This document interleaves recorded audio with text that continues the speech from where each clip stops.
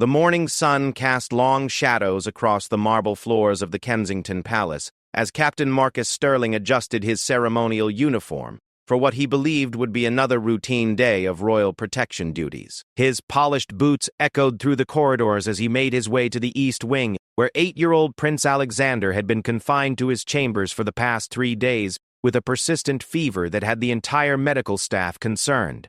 Marcus had served the royal family for 12 years, rising through the ranks from a simple palace guard to the head of the young prince's personal security detail. His dedication was unwavering, his loyalty absolute, and his protective instincts toward the royal children had earned him the trust of both the king and queen. Today, however, those very instincts would be tested in ways he never could have imagined. The prince had fallen ill during a state visit from the neighboring kingdom of Valdoria, whose delegation included their renowned court physician, Dr. Pia Kusa. Hendrik Wolfram. The timing was particularly unfortunate, as the visit was meant to strengthen diplomatic ties and discuss a potential trade agreement that would benefit both nations significantly. The young prince's illness had already caused several scheduled events to be postponed, and there was growing pressure from various quarters to see him recovered quickly. Wolfram, a tall, imposing man with silver hair and piercing blue eyes, had immediately offered his services when news of the prince's condition became known. The Valdorian delegation had presented him as something of a miracle worker, and several members of the court had begun to whisper that perhaps their own royal physicians were being too cautious in their treatment approach. As Marcus approached the prince's chambers, he could hear raised voices coming from within. Dr. Sarah Chen, the head royal physician, was engaged in what sounded like a heated discussion with someone. Her voice, usually calm and measured, carried a tone of frustration that Marcus had rarely heard before. He quickened his pace, his hand instinctively moving to rest on the ceremonial sword at his side, though he doubted he would need it within the palace walls. The scene that greeted Marcus as he entered the antechamber was one of barely controlled chaos. Dr. Chen stood near the window, her usually pristine white coat wrinkled, and her dark hair escaping from its normally perfect bun. Across from her, Dr. Wolfram held a small crystal vial filled with a dark, viscous liquid that seemed to absorb the morning light rather than reflect it. Between them, looking small and pale in his silk pajamas, sat Prince Alexander on the edge of his bed, his young face showing a mixture of confusion and fear. "I absolutely cannot allow you to administer that substance to His Highness without proper testing and analysis," Dr. Chen was saying, her voice tight with controlled anger. "We have protocols in place for a reason, and I will not compromise the prince's safety for the sake of diplomatic convenience." Dr. Wolfram's laugh was cold and dismissive. "My dear doctor, this remedy has been used successfully for generations in my homeland. It contains rare herbs and minerals that your modern medicine cannot replicate. The boy needs strong medicine for a strong illness, not the weak potions you've been giving him that have clearly failed to provide any improvement." Marcus stepped further into the room, his presence immediately noticed by all 3 occupants. The prince's face brightened slightly upon seeing his trusted protector, while both doctors turned to acknowledge him with varying degrees of welcome. Dr. Chen looked relieved to see him, while Dr. Cao Wolfram's expression suggested he viewed the guard's arrival as an unwelcome interruption. "Captain Sterling," Dr. Putz Chen said, her voice carrying a note of urgency. "Perhaps you could help clarify the protocols regarding medical treatment for His Highness. Wolfram seems to believe that his diplomatic status gives him authority to override my medical decisions." The Valdorian physician stepped forward, the vial still clutched in his pale fingers. "Captain, surely you can see that the boy's condition is not improving under the current treatment regimen. Time is of the essence, and my remedy could have him fully recovered within hours rather than the days or weeks that conventional treatment might require." Marcus looked carefully at the prince, noting the child's pale complexion and the way his small hands trembled slightly. Alexander had always been a robust and energetic boy, and seeing him in this weakened state stirred something protective and fierce in the guard's chest. He had watched this child grow from a toddler taking his first steps in the palace gardens to the bright, curious boy he was today, and he would not see any harm come to him on his watch.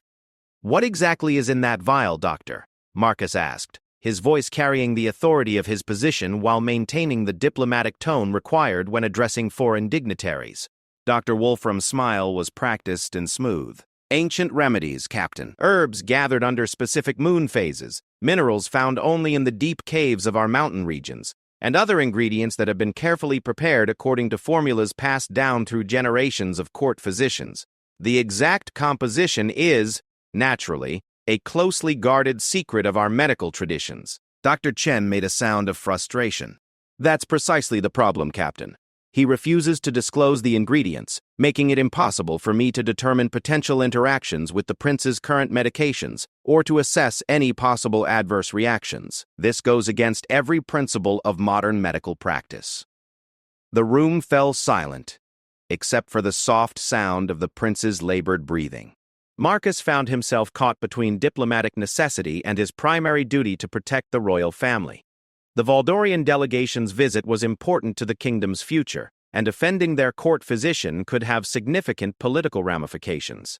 However, his oath was clear. The safety of the royal family took precedence over all other considerations. Prince Alexander looked up at Marcus with trust-filled eyes.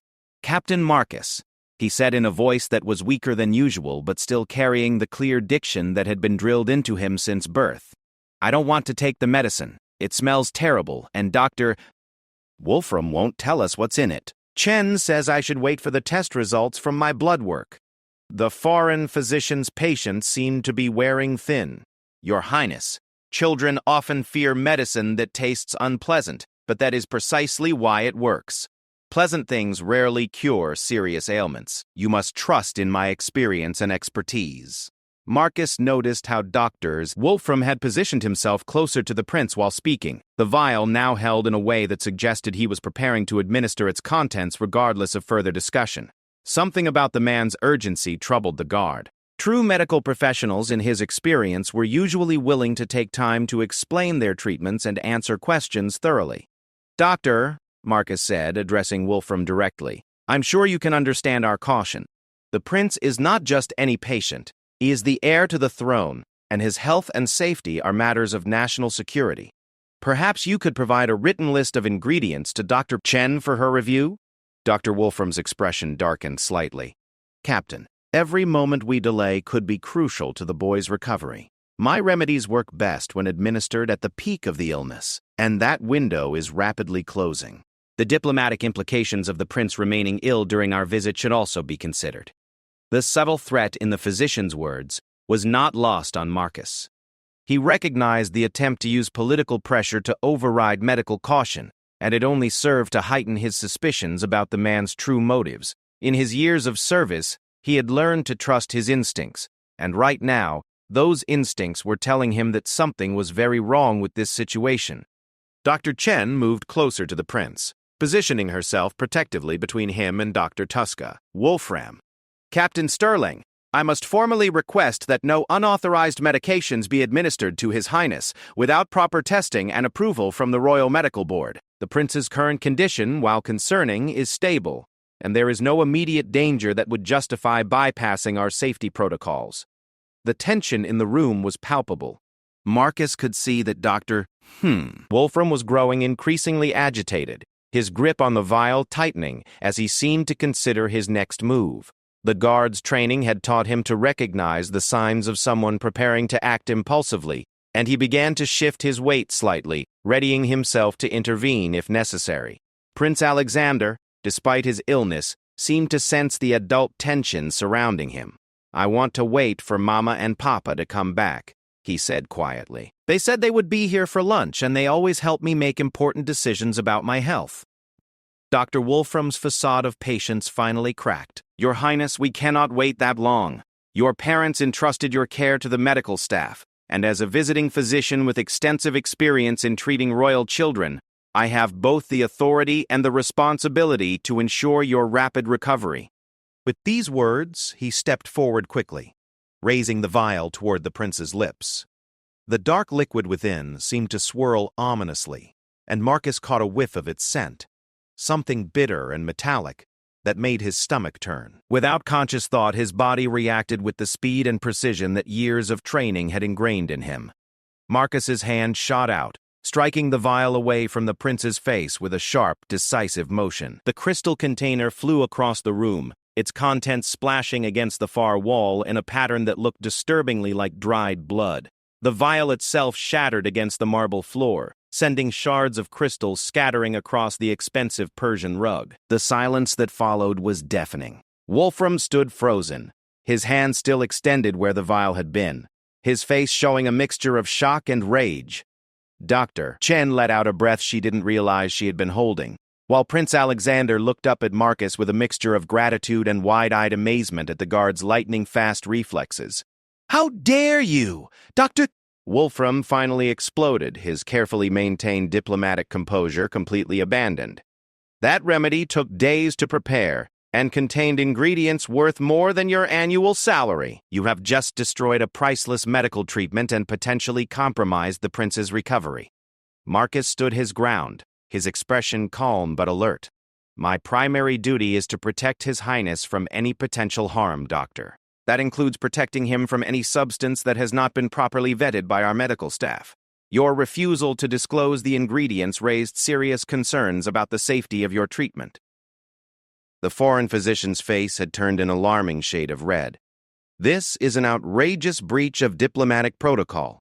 I demand to speak with your superiors immediately.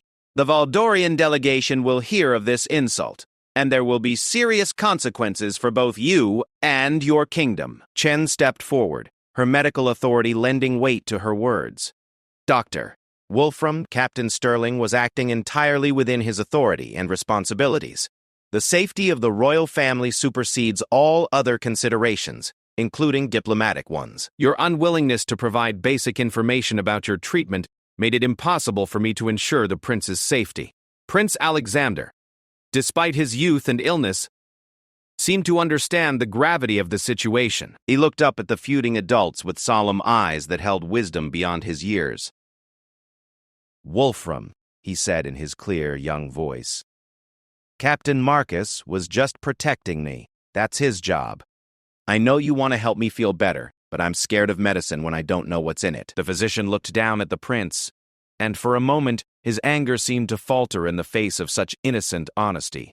However, the moment passed quickly, and his expression hardened once again. "Your Highness, children often fear what they do not understand. My medicine would have helped you, but now we may never know if you will recover as quickly as you might have." Marcus felt a surge of protective anger at the man's attempt to make the prince feel guilty for the situation. "Doctor, there will be no further discussion of administering untested substances to His Highness. Our medical staff is fully capable of treating the prince's condition safely and effectively." The sound of approaching footsteps in the corridor drew everyone's attention. Marcus recognized the particular rhythm and knew that someone of importance was approaching, likely the king and queen returning earlier than expected from their morning appointments. The timing could not have been more fortuitous, as the situation was rapidly escalating beyond what could be handled at his level of authority. Dr. Wolfram seemed to realize that his window of opportunity was closing. He looked once more at the prince, then at the shattered remains of his mysterious remedy, and finally at Marcus with undisguised hatred. "This is not over, Captain. You have made a grave error today, one that will have consequences far beyond what you can imagine." The threat was clear, but Marcus remained unmoved. He had faced down enemies on battlefields and protected the royal family from various threats over the years. One angry foreign doctor, regardless of his diplomatic status, did not intimidate him in the slightest. His only concern was ensuring that Prince Alexander received proper medical care without being subjected to potentially dangerous experimental treatments. As the footsteps in the corridor grew louder, Marcus prepared himself for what would undoubtedly be a complex explanation to the king and queen about why their diplomatic guest's remedy was now decorating the wall of their son's bedroom. He knew that his actions, while justified, had created a diplomatic incident that would require careful handling by those much higher in the chain of command than himself. The prince coughed softly, drawing attention back to the reason they were all gathered in this room. Despite everything that had just occurred, the boy's health remained the primary concern, and Marcus was confident that Dr. Chen and her team would continue to provide the best possible care without compromising safety for the sake of speed or diplomatic convenience. The storm that was approaching would test everyone involved, but Marcus knew that he had acted correctly in protecting the prince from potential harm. Whatever consequences might follow, he could face them with a clear conscience, knowing that he had fulfilled his primary duty as protector of the royal family. The heavy oak doors to Prince Alexander's chambers burst open with a force that sent vibrations through the stone walls. King William entered first, his royal bearing unmistakable even in casual morning attire, followed closely by Queen Isabella, whose maternal instincts had clearly overridden royal protocol the moment she heard of the disturbance. Their faces showed a mixture of concern for their son and barely controlled anger at whatever crisis had erupted in their absence. Marcus immediately stood at attention, his training taking over despite the chaos of the past few minutes. Dr. Chen stepped forward to greet the royal couple, while Dr. Wolfram attempted to compose himself and salvage what remained of his diplomatic facade. Prince Alexander, despite his illness, managed to sit up straighter in his bed, the weight of royal expectations evident even in his young posture. "What in God's name happened here?" King William demanded, his eyes taking in the shattered crystal on the floor, the dark stains on the wall, and the obvious tension between the adults in the room. His voice carried the authority of centuries of royal lineage, and even Dr. Wolfram seemed to shrink slightly under his gaze. Queen Isabella moved immediately to her son's bedside, her motherly concern overriding all diplomatic considerations. She placed a gentle hand on Alexander's forehead, checking his temperature, while her eyes scanned his face for any signs of distress or improvement. "Alexander, darling, are you all right?" We heard shouting from down the corridor. Dr. Wolfram stepped forward, clearly attempting to control the narrative before others could speak. "Your Majesties, I deeply regret the unfortunate incident that has occurred. I was attempting to administer a proven remedy to His Highness when Captain Sterling physically intervened, destroying a valuable and potentially life-saving treatment in the process." The king's eyes moved to Marcus, his expression unreadable but intense. "Captain, explain yourself. Why did you interfere with medical treatment for my son?" Marcus squared his shoulders, meeting his sovereign's gaze directly. "Your Majesty, Dr. Wolfram was attempting to force an unknown substance on Prince Alexander, despite Dr. Chen's objections, and against the prince's own expressed wishes. When he refused to disclose the ingredients of his remedy and ignored proper medical protocols, I determined that the potential risk to His Highness outweighed any possible benefits." Dr. Chen stepped forward, supporting Marcus's account. "Your Majesties, I must concur with Captain Sterling's assessment. Dr. Bakang." Wolfram refused to provide even basic information about his treatment, making it impossible for me to ensure its safety or check for potential adverse reactions with the prince's current medications. Prince Alexander, his voice still weak but clear, looked up at his parents. "Mama, Papa, the medicine smelled terrible, and Dr. Wolfram wouldn't tell us what was in it. He said I had to take it right away, but I wanted to wait for you to come back.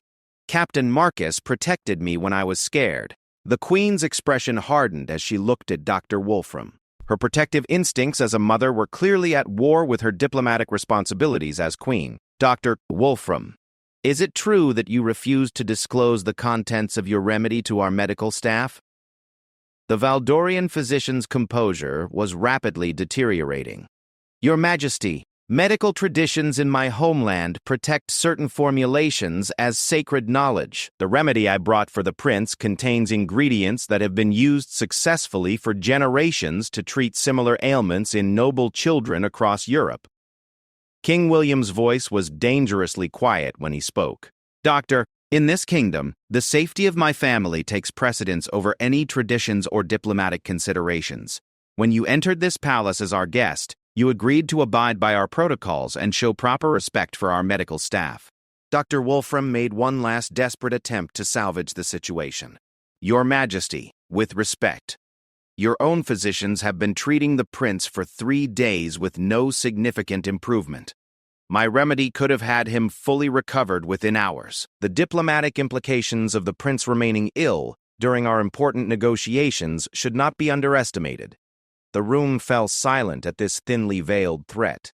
Marcus could see the king's jaw clench as he processed the physician's words. Queen Isabella's hand tightened protectively on her son's shoulder, while Dr. Chen looked appalled at the blatant attempt to use political pressure to override medical judgment. "Dr. Wolfram," the king said, his voice carrying the full weight of royal authority, "you have just made a grave error. You have threatened the health of my son and attempted to manipulate me using diplomatic pressure.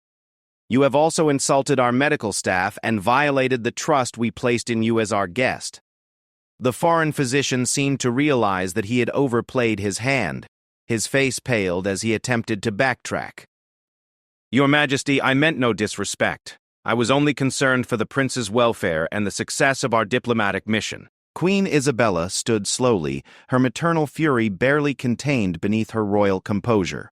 "Wolfram, you attempted to force an unknown substance on my child without proper testing or consultation with our medical team. You refused to answer basic questions about the safety of your treatment, and when my son expressed fear and reluctance, you ignored his concerns entirely."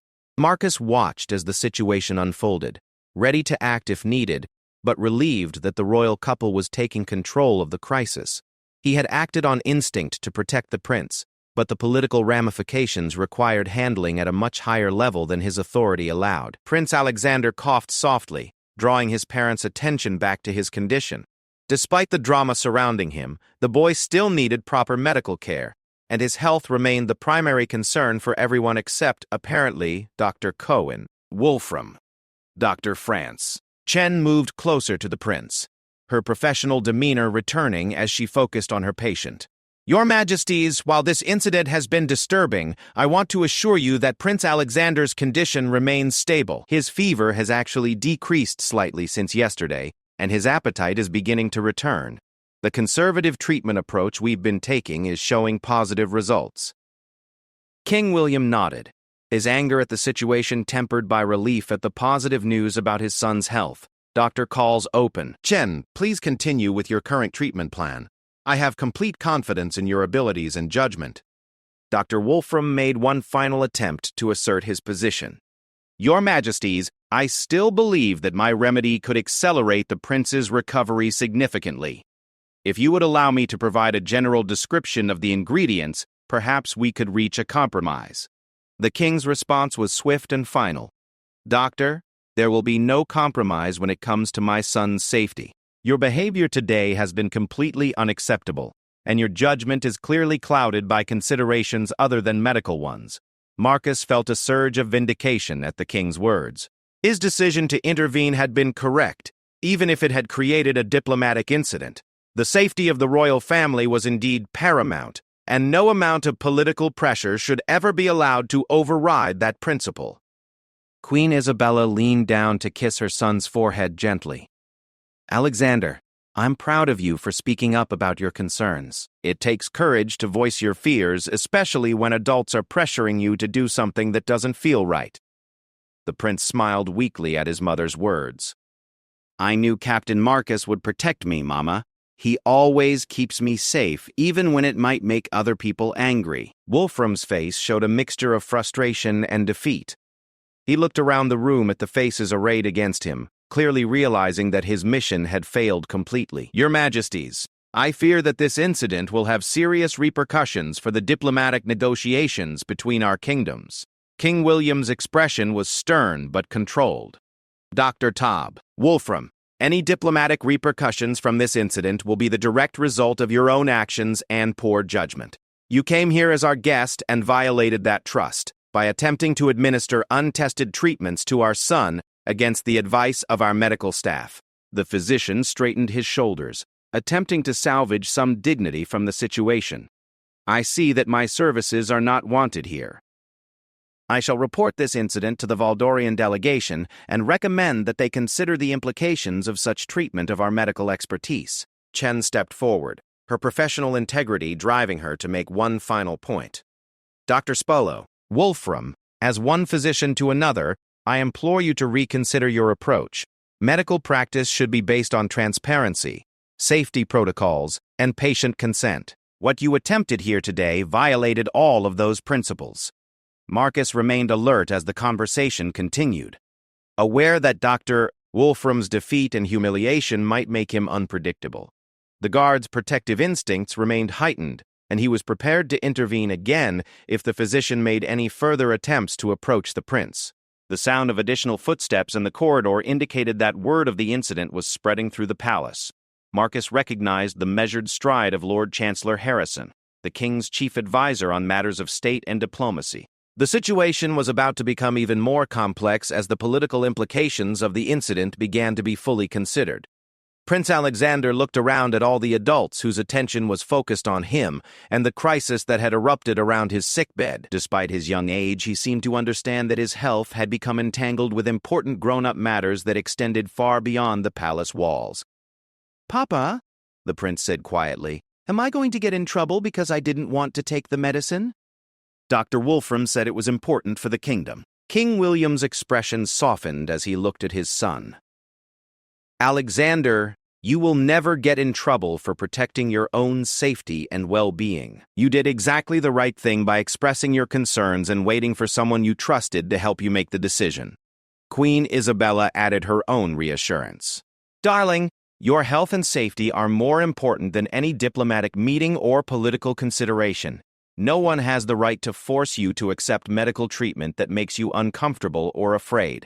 Dr. Wolfram's mouth tightened at these words, clearly disagreeing with the royal couple's prioritization of their son's autonomy over what he considered medical necessity. His frustration was evident as he prepared to make his exit from the room and, presumably, from the palace entirely. Marcus felt a sense of professional satisfaction at the outcome. His split-second decision to intervene had been vindicated by the king and queen's response, and Prince Alexander was safe from whatever unknown substances Dr. Wolfram had been attempting to administer. The diplomatic consequences would be handled by others much more qualified in such matters than himself. The tension in the room remained high as Dr. Wolfram gathered what remained of his dignity and prepared for his departure. The shattered crystal and stained wall served as stark reminders of the confrontation that had nearly resulted in the prince being forced to consume an unknown and potentially dangerous substance. Lord Chancellor Harrison appeared in the doorway, his experienced eyes quickly assessing the situation and the various players involved.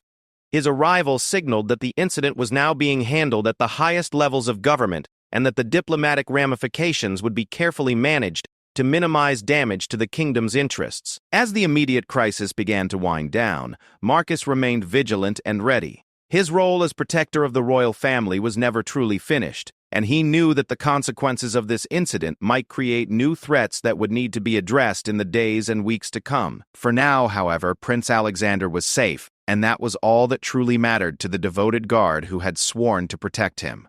Lord Chancellor Harrison's entrance into the prince's chambers brought with it an immediate shift in the room's atmosphere. His tall, distinguished figure commanded respect, and his sharp gray eyes quickly assessed every detail of the scene before him. The broken crystal, the stained wall, the tense faces of the adults, and most importantly, the pale but alert face of Prince Alexander, all registered in his experienced diplomatic mind within seconds.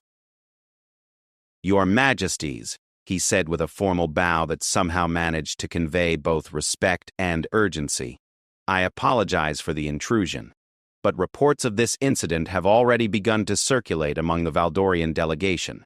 Ambassador Christoph has requested an immediate audience to discuss what he terms a serious breach of diplomatic protocol and an insult to Valdorian medical expertise." King William's expression darkened further at this news. The political implications of the morning's events were beginning to manifest exactly as Dr. Wolfram had threatened they would. Marcus felt a knot of concern in his stomach, not for his own actions, which he still believed were correct, but for the potential consequences to the kingdom's diplomatic relationships. Wolfram seemed to take some satisfaction from the Chancellor's words.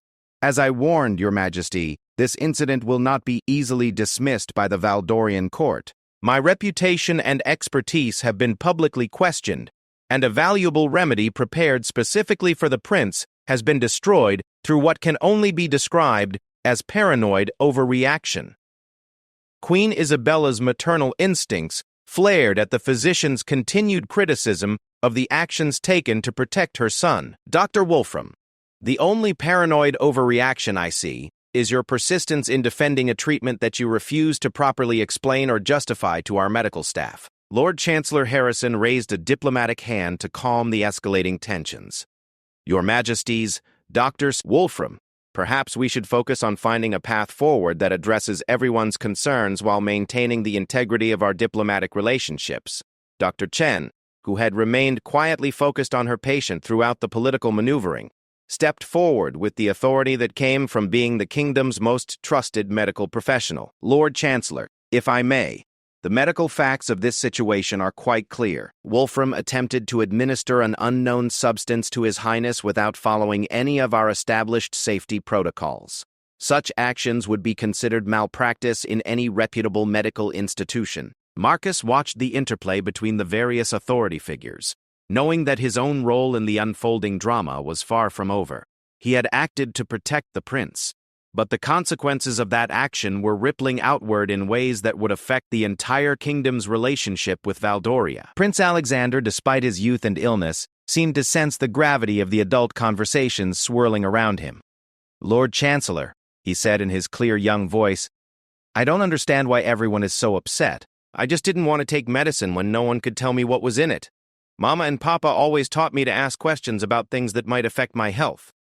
The Chancellor's stern expression softened slightly as he looked at the young prince. Despite the political complexities of the situation, the boy's innocent logic cut through much of the diplomatic posturing. "Your Highness, your caution was entirely appropriate.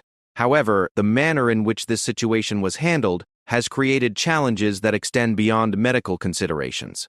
Dr. Wolfram seized upon the Chancellor's acknowledgement of the broader implications. "Precisely. The destruction of my remedy and the public humiliation I have suffered will be seen as an insult not just to me personally, but to the entire Valdorian medical establishment, and by extension, to our kingdom itself." King William had heard enough. His patience with the foreign physician had reached its limit, and his voice carried the full weight of royal authority when he spoke. "Dr. Wolfram, you seem to have forgotten that you are a guest in my palace, treating my son under the oversight of my medical staff. Your refusal to cooperate with reasonable safety measures and your attempts to pressure us through diplomatic threats have made your continued presence here untenable." The blunt dismissal sent a visible shock through Dr. Cold. Wolfram, who had apparently been hoping to leverage the diplomatic crisis to regain some advantage in the situation, his face flushed red with anger and embarrassment, but he struggled to maintain some semblance of professional composure. Lord Chancellor Harrison quickly stepped in to manage the diplomatic fallout from the king's words. "Dr. Wolfram, perhaps it would be best if you return to the Valdorian delegation to report on the prince's condition and your assessment of the situation. I'm sure Ambassador Kristoff is anxious to hear your professional opinion." The phrasing was diplomatic, but everyone in the room understood it as a polite order for the physician to leave. Dr. Collison said. Wolfram looked around the room one more time, his gaze lingering on Marcus with undisguised hostility, before gathering what remained of his dignity and heading toward the door. "This matter is far from resolved," he said as he reached the threshold. "The Valdorian court will hear a full account of today's events, and I assure you that there will be consequences for the treatment I have received here." After the physician's departure, the room felt noticeably lighter, though the political tensions remained. Queen Isabella immediately returned her attention to Prince Alexander, checking his temperature and asking Dr. Chen about his current condition and treatment plan. Lord Chancellor Harrison moved closer to King William, speaking in low, urgent tones about the diplomatic crisis that was unfolding. Marcus could not hear the specific details of their conversation, but the Chancellor's body language suggested that the situation with Valdoria was indeed serious and would require careful management. Dr. Chen began a thorough examination of the prince, her professional demeanor returning now that the disruptive influence of Dr. Wolfram had been removed. She checked his pulse, listened to his breathing, and asked him several questions about how he was feeling and whether his symptoms had changed since the previous day.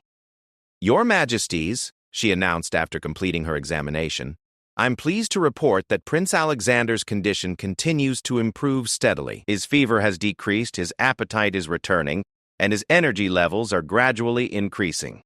The conservative treatment approach we've been following is proving effective." Marcus felt a surge of relief at this positive news. The prince's health had been his primary concern throughout the morning's crisis, and knowing that the boy was recovering vindicated his decision to intervene when Dr. Wolfram attempted to administer his mysterious remedy. Prince Alexander looked up at his parents with eyes that were clearer and brighter than they had been in days. "Mama, Papa, I think I'm starting to feel better. My head doesn't hurt as much, and I'm actually a little hungry for the first time since I got sick." Queen Isabella smiled with relief and maternal pride. "That's wonderful news, darling. Dr. Chen, what can we do to support his continued recovery?" The royal physician outlined a careful plan for the prince's care over the coming days, emphasizing rest, proper nutrition, and gradual increases in activity as his strength returned. Her approach was methodical and conservative, focusing on allowing the prince's own immune system to overcome the illness with appropriate support. Lord Chancellor Harrison concluded his whispered conference with the king and approached Marcus directly. "Captain Sterling, I understand that you acted to protect His Highness when you believed he was in danger. However, your actions have created a diplomatic incident that will require careful handling. I need you to provide a detailed written report of everything that occurred, including your assessment of Dr. Wolfram's behavior and your reasons for intervening." Marcus nodded professionally. "Of course, Lord Chancellor.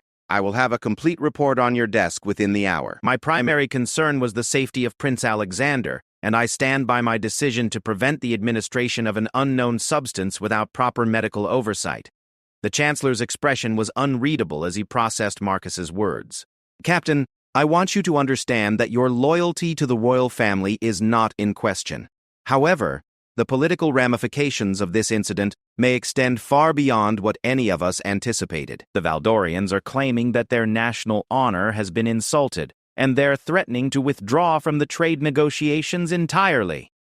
The weight of these words settled over the room like a heavy blanket. Marcus realized that his split-second decision to protect the prince had potentially jeopardized important diplomatic and economic agreements between the two kingdoms. The trade negotiations that Lord Chancellor Harrison mentioned could affect the livelihoods of thousands of people throughout the realm. King William seemed to sense Marcus's growing concern about the broader implications of his actions. "Captain Sterling, you acted correctly in protecting my son. Whatever diplomatic challenges arise from this incident, they are the result of Dr. Wolfram's inappropriate behavior, not your appropriate response to it." Queen Isabella added her support as well. "Captain, as a mother, I am grateful for your quick action in protecting Alexander. No trade agreement or diplomatic relationship is worth risking my child's safety." Prince Alexander, despite his young age, seemed to understand that his protector was troubled by the consequences of defending him. "Captain Marcus, you did the right thing. Even if some grown-ups are angry about it, you kept me safe, and that's what matters most." The simple wisdom in the prince's words provided some comfort to Marcus, but he knew that the political crisis was far from over. The Valdorian delegation would undoubtedly use this incident to gain leverage in their negotiations, and there would likely be pressure from various quarters to find someone to blame for the diplomatic embarrassment. Chen finished organizing her medical supplies and approached the royal couple with a professional update.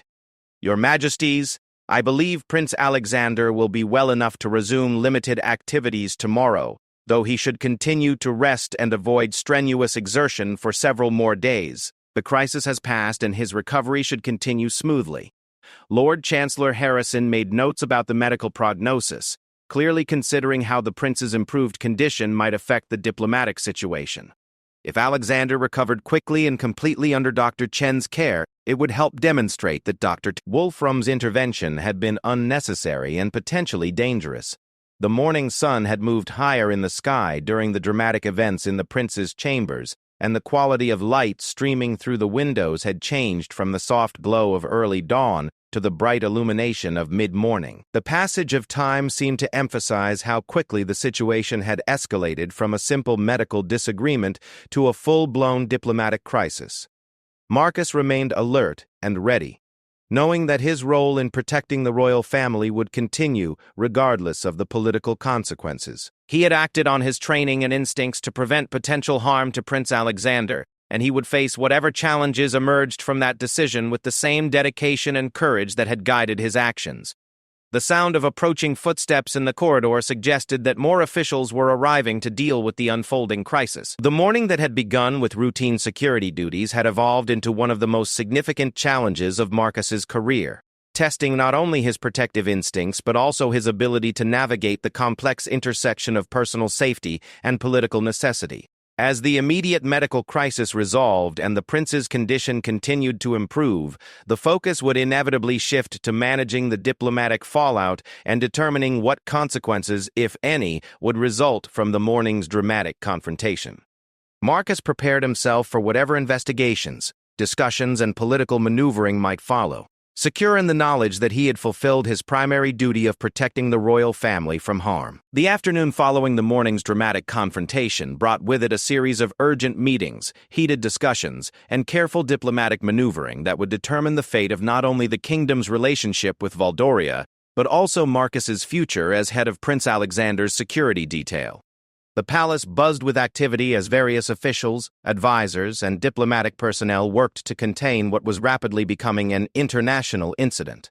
Marcus sat in the antechamber outside the king's private study, having been summoned for what Lord Chancellor Harrison had diplomatically termed a comprehensive review of the morning's events. His written report, detailed and precise as his military training demanded, lay in a leather folder on his lap. He had spent 2 hours crafting the document, ensuring that every moment of the confrontation with Dr. Wolfram was accurately recorded and that his reasoning for each action was clearly explained. The muffled sounds of raised voices occasionally escaped from behind the heavy oak doors of the study, indicating that the discussions inside were far from cordial. Marcus recognized the distinctive tones of Ambassador Christoph, the Valdorian representative, whose diplomatic protests had apparently grown more strident as the day progressed. The ambassador's demands for formal apologies, financial compensation for the destroyed remedy, and disciplinary action against Marcus had been escalating throughout the afternoon. Dr. Sarah Chen emerged from Prince Alexander's chambers, where she had been conducting regular checkups on the young patient. Her face showed a mixture of professional satisfaction and personal concern as she approached Marcus in the antechamber.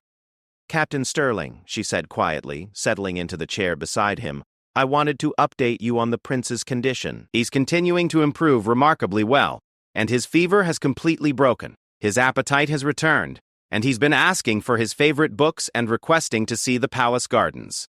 Marcus felt a surge of relief and vindication at this news. The prince's rapid recovery under Dr. Chen's conventional treatment proved that Dr. Wolfram's mysterious remedy had been unnecessary at best and potentially harmful at worst. "That's excellent news, Doctor. I'm grateful that his recovery is proceeding so smoothly." Dr. Chen's expression grew more serious. "Captain, I want you to know that from a medical standpoint, your intervention this morning was absolutely justified. Dr. Wolfram's refusal to disclose his remedy's ingredients and his attempt to pressure us into bypassing safety protocols violated every principle of responsible medical practice." The sound of footsteps on the marble floor drew their attention as Sir Edmund Hartwell, the king's chief of security, approached with purposeful strides. His weathered face bore the expression of a man dealing with multiple crises simultaneously, and Marcus knew that the diplomatic incident was creating security concerns that extended far beyond the immediate medical situation. "Captain Sterling," Sir Edmund said formally, "His Majesty requests your immediate presence. The Valdorian delegation has made specific allegations about your conduct, and your testimony will be required to address their concerns."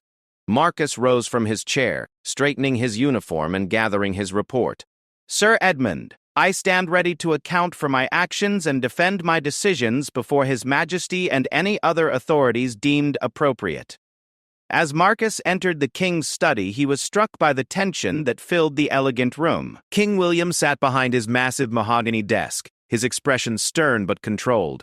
Lord Chancellor Harrison stood to the right, reviewing documents with practiced efficiency.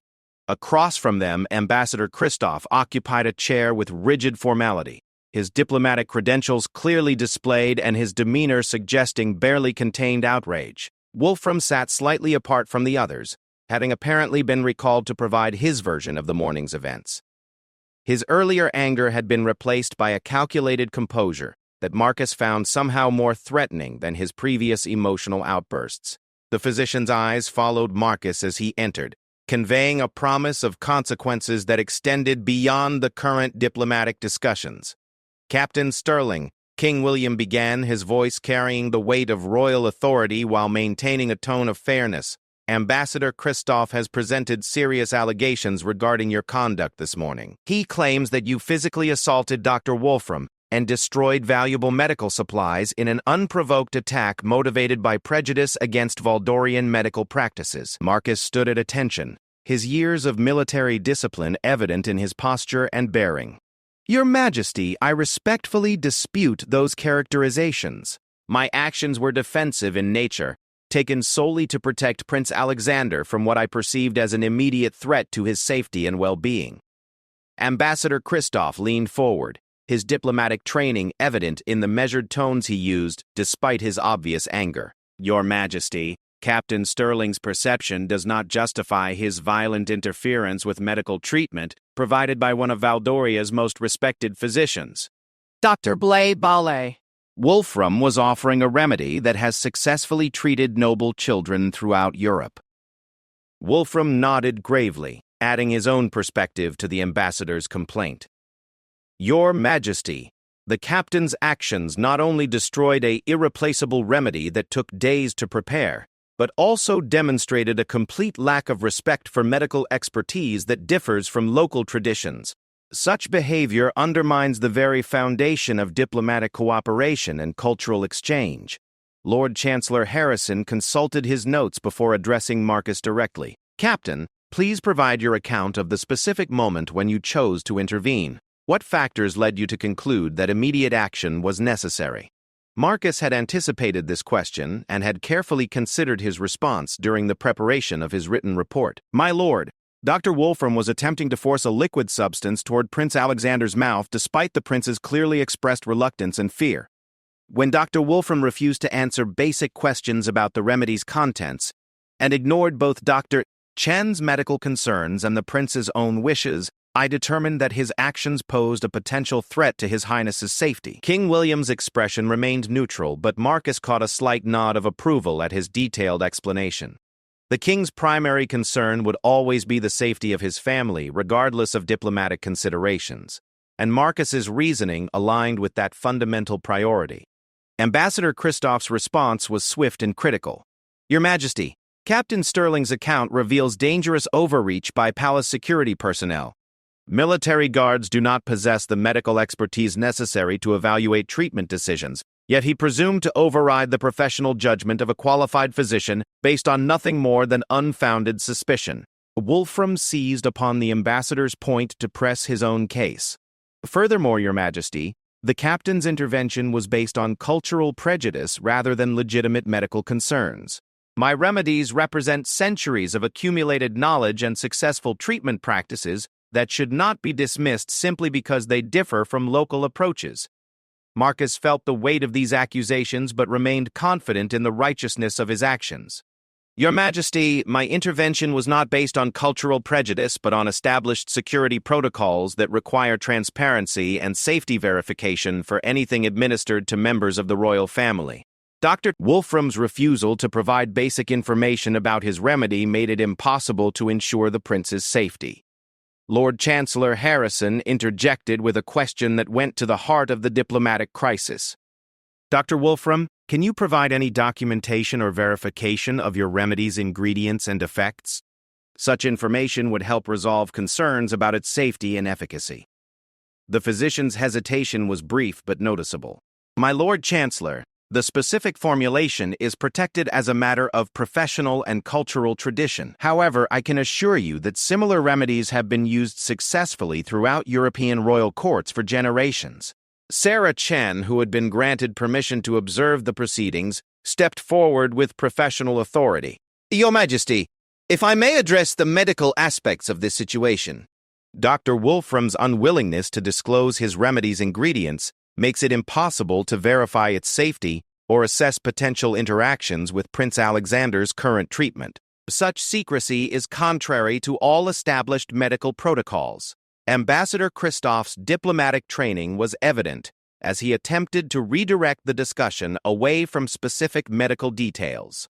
Your Majesty, the central issue here is not the particular contents of Dr. Wolfram's remedy, but rather the insulting treatment he received while attempting to provide medical assistance to your son. Such behavior damages the trust necessary for diplomatic cooperation.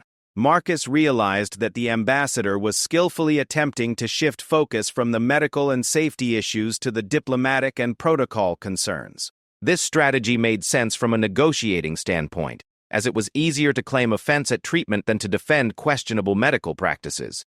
King William seemed to recognize the same tactical shift. Ambassador Christoph, while I regret any offense that may have been taken, the safety of my family must take precedence over diplomatic sensitivities. Captain Sterling was acting within his authority and responsibility to protect Prince Alexander from potential harm. The ambassador's response revealed the depth of the diplomatic crisis that was developing. Your Majesty, the Valdorian delegation views this incident as indicative of a broader lack of respect for our medical expertise and cultural traditions. Unless appropriate remedial actions are taken, including formal apologies and compensation for damages, we will be forced to reconsider our participation in the current trade negotiations. The threat was explicit and serious. The trade agreement under negotiation would bring significant economic benefits to both kingdoms, and its cancellation would have far-reaching consequences for thousands of people. Marcus felt the weight of responsibility for potentially disrupting such important diplomatic and economic relationships. Dr. Wolfram added his own ultimatum to the ambassador's threat. Your Majesty, I must also inform you that this incident will be reported to the European Council of Royal Physicians, which may affect future medical cooperation between our kingdoms and others throughout the continent. Lord Chancellor Harrison made careful notes about both threats while considering their implications for the kingdom's broader diplomatic relationships. The situation was escalating beyond a simple medical disagreement into a crisis that could affect multiple international relationships and economic agreements. Prince Alexander's voice carried clearly from the corridor outside the study as he apparently asked one of his attendants about the ongoing meetings. His innocent question about whether Captain Marcus was in trouble served as a stark reminder of what was truly at stake in the adult discussions taking place. Queen Isabella appeared in the doorway, having escorted their son back to his chambers after his latest medical examination. Her presence immediately shifted the dynamic in the room, as her maternal authority and genuine concern for her child's welfare cut through much of the diplomatic posturing. Ambassador Christoph, Dr. Wolfram, she said with regal composure, I understand your concerns about this morning's incident. However, as Alexander's mother, I must tell you that I fully support Captain Sterling's actions in protecting my son from any treatment that had not been properly vetted by our medical staff. The Queen's direct statement of support from Marcus provided crucial backing from the highest levels of the royal family. Her words carried special weight because they came from a mother's perspective rather than purely political or diplomatic considerations. Wolfram's composure finally cracked slightly under the Queen's pointed statement. Your Majesty, with respect, your son's condition required immediate treatment, and delays caused by excessive bureaucratic procedures could have prolonged his illness unnecessarily. Queen Isabella's response was swift and decisive. Doctor, my son's safety will never be compromised for the sake of speed or convenience. Captain Sterling acted exactly as I would expect any member of our security staff to act when faced with potential threats to our children's well-being. The afternoon sun was beginning to cast longer shadows through the study's tall windows, indicating that the diplomatic crisis had consumed most of the day without resolution. The various parties remained entrenched in their positions, with neither side showing signs of backing down from their fundamental positions regarding the morning's events. The evening following the diplomatic crisis brought an unexpected turn of events that would ultimately vindicate Marcus's actions and expose the true nature of Dr. Wolfram's mysterious remedy. As shadows lengthened across the palace grounds, a courier arrived bearing urgent intelligence from the kingdom's network of diplomatic informants scattered throughout the European courts. Sir Edmund Hartwell received the sealed dispatch personally, recognizing the special markings that indicated intelligence of the highest sensitivity. The information contained within would prove to be the key that unlocked the mystery surrounding Dr. Wolfram's background and his true motives for targeting Prince Alexander. The intelligence report, compiled from sources in 3 different European capitals, painted a disturbing picture of Dr. Wolfram's recent activities. Far from being the respected court physician he claimed to be, Wolfram had been dismissed from his previous position in the Bavarian court under suspicious circumstances involving the mysterious illness of a young duke who had died shortly after receiving one of the physician's traditional remedies. Additional reports from diplomatic sources revealed that similar incidents had occurred in at least 2 other kingdoms where Dr. Wolfram had provided medical services to noble families. In each case, previously healthy children had become seriously ill after receiving his treatments, with several cases resulting in death. The pattern was troubling, and investigators in multiple kingdoms had begun to suspect that the physician was deliberately harming his young patients for reasons that remained unclear. Most disturbing of all was evidence suggesting that Dr. Wolfram was not actually affiliated with the legitimate Valdorian medical establishment. The real Valdorian court physician, Dr. Copadis, Helena Nordstrom, was currently treating patients in their own capital and had never heard of Dr. Wolfram or authorized his participation in the diplomatic mission. Someone had arranged for the impostor to infiltrate the delegation, though their ultimate purpose remained a mystery. Sir Edmund immediately convened an emergency meeting with King William, Lord Chancellor Harrison, and Captain Marcus to review these shocking revelations. The implications were staggering, suggesting that Prince Alexander had been targeted by someone posing as a legitimate physician with murderous intent. "Your Majesty," Sir Edmund began grimly, "it appears that Captain Stirling's intervention may have saved Prince Alexander's life. Wolfram is not who he claims to be, and his history suggests a pattern of harming noble children under the guise of providing medical treatment." Marcus felt a chill run down his spine as he processed this information. His protective instincts had been correct, but the true scope of the danger had been far greater than he could have imagined. Someone had orchestrated an elaborate deception to get a dangerous impostor close to the prince, and only his refusal to allow unauthorized treatment had prevented a potential tragedy. King William's face darkened with controlled fury as he reviewed the intelligence reports. The realization that his son had been targeted by an assassin posing as a physician struck at the very heart of his duties as both a father and a king. "Sir Edmund, what measures are being taken to apprehend this impostor and determine who sent him?" The security chief's response revealed the complexity of the situation. "Your Majesty, Wolfram disappeared from the Valdorian delegation's quarters approximately 2 hours ago, shortly after Ambassador Christoph received a coded message from his capital. It appears that the real Valdorian authorities have discovered the deception and are as shocked as we are by these developments." Lord Chancellor Harrison was already considering the diplomatic implications of these revelations. "Your Majesty, this information completely changes the nature of the morning's incident. Captain Stirling was not interfering with legitimate medical treatment. He was preventing an assassination attempt disguised as medical care." The weight of this realization settled over the room like a heavy blanket. Marcus had acted on instinct and training to protect the prince, but his intervention had prevented what could have been a perfectly executed murder that would have appeared to be the result of medical complications from the prince's illness. Queen Isabella arrived at the emergency meeting, having been briefed on the basic facts by one of Sir Edmund's assistants. Her face showed a mixture of maternal gratitude toward Marcus and fury toward those who had threatened her child. "Captain Stirling," she said with emotion barely contained beneath royal composure, "it appears that your quick thinking and dedication saved Alexander's life." Marcus remained professional despite the magnitude of what they had discovered. "Your Majesty, I was simply following my training and instincts to protect Prince Alexander from any potential threat. The fact that the threat was greater than any of us realized only reinforces the importance of maintaining strict security protocols." Sir Edmund continued his briefing with additional disturbing details. "Your Majesty, our investigators have analyzed the residue from the destroyed vial and found traces of several highly toxic substances that would have caused rapid organ failure while mimicking the symptoms of severe illness. The prince would have appeared to die from natural complications of his fever. The sophisticated nature of the assassination attempt was chilling in its implications. Someone with considerable resources and planning capability had orchestrated the entire operation, from infiltrating the diplomatic delegation to preparing a poison that would kill while appearing to be a failed medical treatment. King William's voice carried the full weight of royal authority when he spoke. Sir Edmund, I want every resource available dedicated to tracking down this impostor and identifying who sent him. This attack on my family will not go unpunished, and those responsible will face the full consequences of their actions.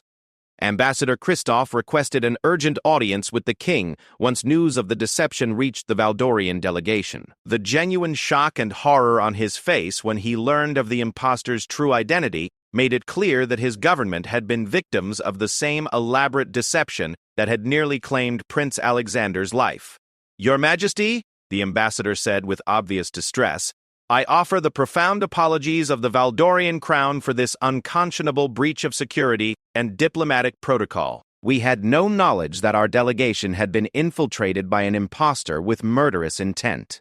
The real doctor, Helena Nordstrom, arrived by emergency transport that evening, having been dispatched immediately upon discovery of the deception in the Valdorian capital. Her credentials and reputation were impeccable, and her horror at learning how her identity had been misused was genuine and profound. Your Majesty, Dr. Nordstrom said during her introduction to the royal family, I am appalled that someone used Valdorian medical credentials to attempt harm against Prince Alexander. Please know that the legitimate medical establishment of our kingdom condemns such actions in the strongest possible terms. Prince Alexander, whose condition had continued to improve throughout the day under Dr. Chen's care, was told an age-appropriate version of the events that had unfolded around his sickbed. His young mind struggled to understand how someone pretending to be a doctor could want to hurt him, but he expressed gratitude toward Captain Marcus for keeping him safe. Captain Marcus, the prince said during one of his evening visits from his parents, Mama and Papa told me that the man pretending to be a doctor wanted to give me poison instead of medicine. Thank you for not letting him hurt me. The simple, heartfelt gratitude from the child he had sworn to protect meant more to Marcus than any official recognition or reward could have provided. Knowing that his actions had saved the prince's life, validated every moment of training and every sacrifice he had made in service to the royal family. Chen conducted a thorough examination of Prince Alexander that evening, confirming that his recovery was complete and that he had suffered no lasting effects from his illness. Her conventional treatment approach had been entirely successful, proving that the elaborate assassination plot had been unnecessary from a medical standpoint and purely motivated by malicious intent. The investigation into the assassination attempt revealed a complex web of political intrigue that extended across multiple European kingdoms. The impostor Dr. Wolfram was eventually identified as a skilled operative working for interests that sought to destabilize the region through targeted attacks on royal families and their heirs. Marcus received formal commendation from both the king of his own realm and the Valdorian crown for his actions in protecting Prince Alexander. The diplomatic crisis that had seemed so threatening in the morning had been transformed into a celebration of international cooperation in the face of a common threat. The trade negotiations between the two kingdoms proceeded smoothly once the attempted assassination was fully understood and the responsible parties were identified. The shared experience of facing a common enemy actually strengthened the diplomatic relationship between the two nations, leading to even more comprehensive agreements than had originally been envisioned. Prince Alexander made a complete recovery within a week of the incident, his natural resilience and Dr. Chen's skilled care combining to restore him to full health and energy. He often asked about Captain Marcus and expressed pride that his protector had been recognized as a hero for keeping him safe from the bad man who had pretended to be a doctor. The broader implications of the assassination attempt led to enhanced security protocols for diplomatic missions throughout Europe, as kingdoms recognized the vulnerability that had been exploited in this case. The incident became a case study in the importance of thorough background verification and the need for security personnel to trust their instincts when protecting high-value targets. Marcus continued his service as head of Prince Alexander's security detail, his reputation enhanced by his role in preventing the assassination attempt. The prince's trust in his protector grew even stronger, and the bond between them became an example of the loyalty and dedication that formed the foundation of royal security. Years later, when Prince Alexander had grown to adulthood and assumed greater responsibilities within the kingdom, he would often tell the story of how Captain Marcus had saved his life by slapping away a spoon filled with poison. The tale became part of palace lore, a reminder that sometimes the most important acts of heroism come not from grand gestures but from simple, instinctive actions taken by those who put duty and protection above all other considerations. The attempted assassination of Prince Alexander served as a stark reminder of the constant vigilance required to protect royal families from those who would do them harm. It reinforced the importance of maintaining strict security protocols and trusting the judgment of trained professionals whose primary loyalty was to the safety and well-being of those they served. Marcus's split-second decision to intervene when Dr. P.T.A. Wolfram attempted to force his mysterious remedy on the prince had prevented not only a successful assassination, but also a potential international crisis that could have destabilized relationships between multiple kingdoms. His actions demonstrated that true heroism often comes from doing the right thing even when the full consequences of inaction are not yet understood.